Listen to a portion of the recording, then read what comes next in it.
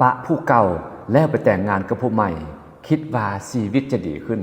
แม่นแท้บ่ข้าพเจ้าเองที่แต่งงานมาแล้วเกือบ20 ปีก็เคยคิดแบบนี้หลายครั้งเช่นเดียวกันข้าพเจ้าบ่หมายความว่าไผผิดไผถูกเพราะว่าสถานการณ์ของแต่ละคนบ่คือกันเพียงแต่อยากจะมาแบ่งปันความจริง5 ข้อเกี่ยวกับคู่สมรสสำหรับไผที่กำลังมีความคิดว่าอยากจะปะจะห้างคู่ชีวิตของตนเองก็ขอให้เบิ่งคลิปนี้ให้จบเสียก่อนแล้วจึงตัดสินใจเพื่อว่าจะบ่กินแหนงตามภายหลังข้อที่1ความจริงอยู่ในโลกเฮานี่บ่มีคู่ผัวเมียใดที่เพอร์เฟกต์ 100% คำว่ามนุษย์คนเฮาผู้ใดก็มีความทุกข์ใจเช่นเดียวกันถ้าบ่ทุกเรื่องนี้ก็จะทุกเรื่องอื่นแต่เขาเจ้าบ่ได้เอามาเว้าสู่เฮาฟังซื่อๆถ้าเฮาหาเบิ่งเพียงเพลินๆเฮาก็จะเห็นครอบครัวอื่นเขาเจ้าใช้ชีวิตร่วมกันคือว่ามีความสุขแท้แต่ไผแด่สิเอาความบ่ดีของตนเองไปเว้าสู่คนอื่นฟังสิ่งที่ขี้เหอะของเขาเจ้าที่เขาเจ้าเอาศาสตร์ปกไว้อยู่หลังเฮือนของเขาเจ้าแม่นไผสิเอามาเปิดเผยเพื่อให้คนอื่นฮู้เพื่อขายขี้หน้าขี้ตาของตนเองแม่นบ่ล่ะบางครอบครัวก็รวยมีทุกอย่างมีเงินใช้บ่อันแต่พัดมีปัญหาเรื่องลูกเขยกับพ่อตาลูกไผ่กับแม่ย่าพิษเถียงกันตลอดพ่อของข้าพเจ้าเคยเว้าคำตลกนี่ตลอดว่าลูกเขยบ่สั่งพ่อตาอยู่ในเฮือนย่านฟ้าผ่าลูกไผ่บ่สั่งแม่ย่าเข้าป่าย่านเสือกัดมันต้องสั่งกันได้บ่สั่งบ่ได้ว่าซั่นเด้นั่นเป็นเพียงเรื่องตลกแต่หลายคนพัดเอามาเฮ็ดแท้กับชีวิตจริงชีวิตก็เลยกลายเป็นเรื่องตลกบัดนี้พ่อผัวแม่เมียก็คือพ่อเฮาแม่เฮาหั่นแหละและยิ่งต้องได้ขอบใจเพิ่นเป็นพิเศษที่เพิ่นได้อดสาเลี้ยงดูสั่งสอนลูกของเขาเจ้าตั้งแต่น้อยจนใหญ่จนกลายมาเป็นคู่ผัวเมียของเฮาในมื้อนี้ถ้าครอบครัวของเพิ่นหากเป็นครอบครัวธรรมดาขาดเขินแด่มาตรฐานของเขาเจ้าก็จะบ่สูงพอปานใดแต่ถ้าพื้นฐานครอบครัวของเพิ่นหากร่ำรวยหังมีมาตรฐานการใช้ชีวิตของเพิ่นก็จะสูงแด่ก็เป็นเรื่องปกติแม่นบ่ล่ะชีวิตมันก็เป็นจังซี่แหละได้อย่างเสียอย่างบ่มีหยังจะดีไปหมดสิ่งที่สำคัญที่สุดบ่แม่นการไปเปรียบเทียบกับคู่ผัวเมียของคนอื่นแต่คือการกลับมาเบิ่งว่าคู่ผัวเมียของเฮาเป็นแนวใดกำลังอยู่จุดใด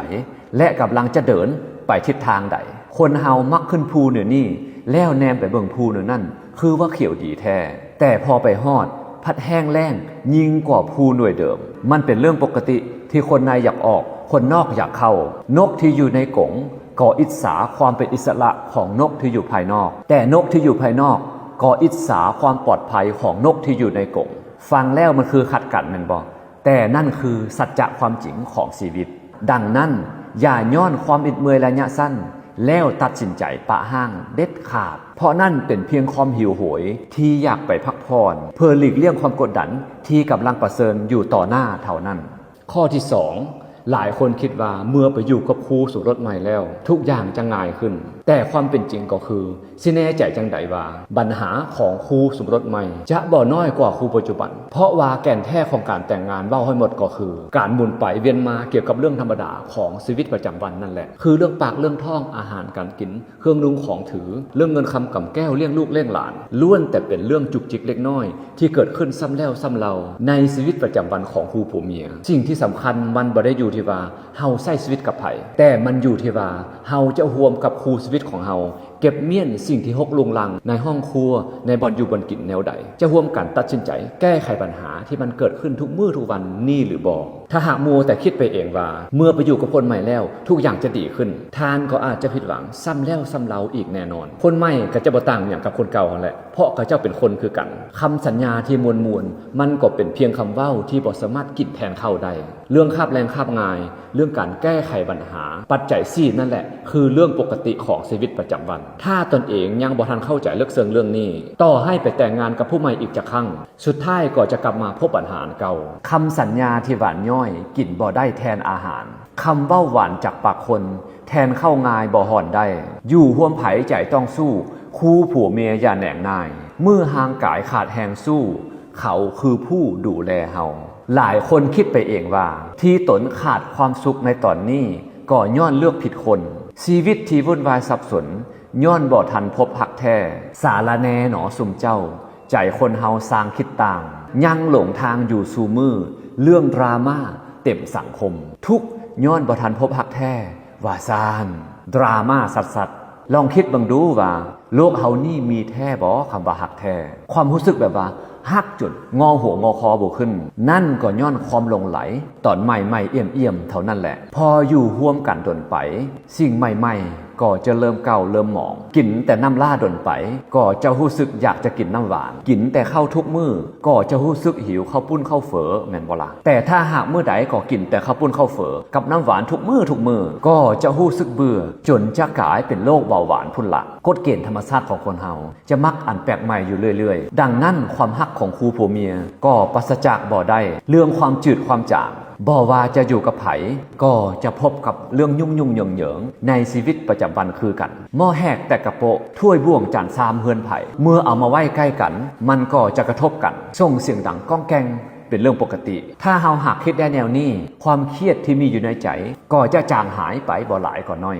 ข้อที่3คาดหวังให้น้อยลงก็จะอยู่ร่วมกันได้หลายขึ้นบ่มีคู่ชีวิตใดเพอร์เฟกต์ดอกยิ่งคาดหวังหลายเท่าใดก็ยิ่งจะผิดหวังหลายเท่านั้นผู้ที่เก่งเรื่องการเฮ็ดธุรกิจทุ่มเทกับเวียกกับงานหลายก็จะบ่มีเวลาเต็มที่กับครอบครัวผู้ที่ใจดีอ่อนน้อมดูมันเฮ็ดเวียกเฮือนเวียกสร้างเรื่องการหาเงินก็จะบ่ค่อยเก่งพอปานใดผู้หญิงที่สวยงามหน้าตาดีมักแต่งมักแต้มก็ต้องยอมรับว่าต้องมีค่าใช้จ่ายหลายส่วนผู้ที่เก่งเฮ็ดเวียกยาวเวียกเหือนมื้อใดก็อยู่นำหัวนำสวนรับผิดชอบเวียกครอบครัวผิวพรรณก็จะหมองจะค่ำแดก็เป็นเรื่องปกติสิเอาเขาเจ้าไปเปรียบเทียบกับดาราผู้ที่ขาวจั่วบ่เคยตากแดดตากฝนจักเทื่อก็บ่เป็นแม่นบ่ล่ะฟังแล้วบ่ม่วนพอปานใดแต่ชีวิตมันสมดุลตามกฎเกณฑ์ธรรมชาติของมันคนเฮาบ่มีไผได้คะแนนเต็มห้อยสักคนสิ่งที่สำคัญคือ2คนจะยอมรับสิ่งที่ขาดสิ่งที่บ่สมบูรณ์ของกันและกันหรือบ่ถ้าเฮาได้เลือกไผเป็นแนวใดมาแล้วก็หมายความว่าเฮาได้เลือกทางนิสัยใจคอทั้งอันดีอันให้ของผู้นั้นมานำถ้าเฮาหากลดความคาดหวังของเฮาลงเล็กน้อยแต่ละมื้อละวันเพียงเล็กน้อยเท่านั้นบางทีอาจจะรู้สึกว่าฝ่ายของกันข้ามได้มอบสิ่งดีๆให้กับเฮาหลายกว่าที่เฮาเคยคิดมีคำเว้าหนึ่งที่กินใจข้าพเจ้าที่สุดบอกว่าการเลือกคนที่เฮาฮักนั่นบ่ยากแต่การฮักคนที่เฮาเลือกแล้วนั่นต่างหากที่ยากกว่า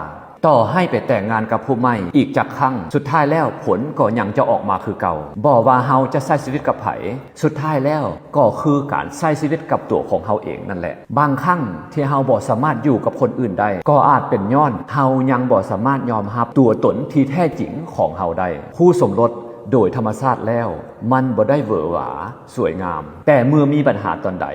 ถ้า2คนหากนางลงเปิดใจโอ้ลมกันอดทนและยอมรับสิ่งที่บ่เพอร์เฟกต์ของฝ่ายตรงกันข้ามอีกน้อยหนึ่งเท่านั้นความธรรมดาเรียบง่ายนั้นอาจจะกลายเป็นสิ่งที่มหัศจรรย์ที่มีคุณค่าและควรรักษาไว้หลายที่สุดข้อที่4น้ำเพียงใดใบบัวเพียงนั้นคลื่นอยู่ในตัวของเฮาซ้ำใดเฮาก็จะพบกับคนคลื่นซ้ำเดียวกันนั้นในโลกของเฮานี่ผู้หญิงก็หลายผู้ชายก็มากแต่เป็นหยังเฮาคือมาจมปักหลงฮักกับคนผู้นี้งอหัวงอคอบ่ได้และจนได้เข้าร่วมงานวิวากับคนผู้นี้ท่านเคยถามตนเองเรื่องนี้บ่ท่านบ่จำเป็นต้องเชื่อก็ได้ว่าชาติก่อนชาติที่แล้วนี่มีจริงบ่แต่กฎเกณฑ์ธรรมชาติก็คือคนที่มีคลื่นคือกันจะดึงดูดกันท่านกำลังคิดอย่างอยู่แสดงออกมาจังไดกิริยามารยาทของท่านเป็นจังไดความสันดานของท่านเป็นจังไดท่านจะดึงดูดคนที่มีคลื่นคือกันเข้ามาหาท่านจนได้ฮักกันแต่งงานกันและได้อยู่ร่วมกันในมื้อนี้นั่นแหละคือผลลัพธ์ที่ว่าบุญว่ากรรมก็ได้ดังนั้นแทนที่จะไปตำหนิหรือพยายามเปลี่ยนแปลงคู่ชีวิตให้กลับมาเบิ่งตนเองมาแก้ไขที่ตนเองเฮ็ดจังไดตนเองสิดีขึ้นถ้าเฮาหากมีการเปลี่ยนแปลงแท้ดีขึ้นแท้และมีความสามารถเพียงพอที่จะสื่อสารกับคู่ชีวิตให้เข้าใจแล้วเขาเจ้าก็จะยินยอมรับฟังและไปปรับเปลี่ยนชีวิตของเขาเจ้าเมื่อคู่ชีวิตร่วมกันเปลี่ยนร่วมกันแก้ไขทุกอย่างก็จะดีขึ้นตามมาข้อที่5ความหมายของการสร้างครอบครัวคือการดำรงชีวิตอยู่ร่วมกับคู่ชีวิตของเฮาที่มีเป้าหมาย1แม่นเพื่ออยู่ร่วมกันเพื่อบ่ให้อยู่โดดเดี่ยวเดียวดายและเพื่อช่วยเหลือซึ่งกันและกันตอนที่เฮาบ่สบายตอนที่เฮาเฒ่าเฮาแก่ก็จะยังมีคนอยู่ข้างเคียงเฮาเพราะคู่ชีวิตจะเป็นผู้ที่ช่วยเหลือเฮาได้หลายที่สุดเพราะคนอื่นเขาเจ้าจะบ่ได้อยู่กับเฮาตลอดเวลาหมู่คู่ลูกหลานก็จะมีชีวิตของเขาเจ้าเองคู่ชีวิตบ่แมนมีไว้เพื่ออวดหมู่บ่แมนเอามาเป็นคนไส้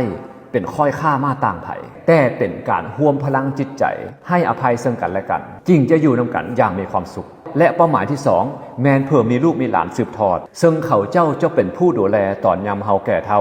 เขาเจ้าจะเป็นผู้เก็บเมี่ยนซากกระดูก ตอนที่เฮาจากโลกนี้ไปและเขาเจ้าจะเป็นผู้สืบทอดความดีความงามของเฮาและเขาเจ้าจะนำไปปฏิบัติต่อสังคมต่อไปตราบใดความดีความงามนั่นยังคงอยู่ดังนั้นถ้าเฮาหากบ่หลงความหมายของครูชีวิตเฮาก็จะบ่ขาดความสุขแน่นอนนั่นคือความจริง5ข้อเกี่ยวกับครูชีวิตที่ข้าพเจ้าเข้าใจและรู้สึกซาบซึ้งที่สุดโดยเฉพาะในช่วงเวลาที่คู่ผัวเมียบ่เข้าใจกันความจริงแล้วชีวิตคู่สมรสที่มีความสุขนั้นบ่มีสูตรตายตัวและครอบครัวก็บ่แม่นสนามรบที่องอาจกล้าหาญเด็ดเดี่ยวของผู้หนึ่งผู้เดียวท่านอาจจะเอาชนะได้แต่จะพังเละทั้งครอบครัวคู่สมรสที่ดีเมื่อมีปัญหาควรโอ้ลมเปิดใจปรึกษาหารือซึ่งกันและกันเมื่อยปานใดก็อดเอาเพราะอีหยังก็ยาจะนักหนาสาหัสปานใดเมื่อมันเกิดขึ้นแล้วมันก็จะผ่านไปคำว่าคู่ชีวิตคือการที่สองคนเปลี่ยนจากคำว่าค่อยมาเป็นคำว่าพวกเฮาคือการเอาวงมนต์ครึ่งหนึ่งมาประกอบเข้ากับวงมนต์อีกครึ่งหนึ่งประกอบเข้ากันอย่างลงตัวแล้วกลายเป็นวงมนต์ที่สมบูรณ์แบบและครบถ้วนนั่นแหละคือคำว่าคู่ชีวิต